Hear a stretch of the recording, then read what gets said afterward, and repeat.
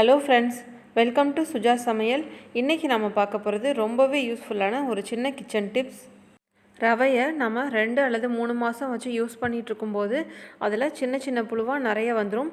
இந்த மாதிரி புழு எதுவும் வராமல் எப்படி ஸ்டோர் பண்ணுறதுன்னு பார்க்கலாம்.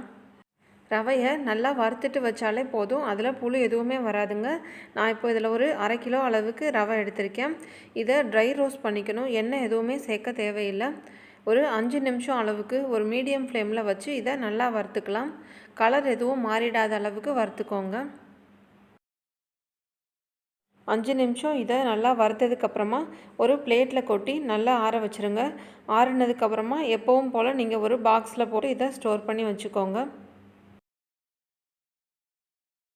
நீங்கள் ஸ்டோர் பண்ணி வைக்க போகிற பாக்ஸில் ஈரம் எதுவும் இல்லாத அளவுக்கு நல்லா வெயிலில் காய வச்சு அதுக்கப்புறமா ஸ்டோர் பண்ணி வச்சுக்கோங்க.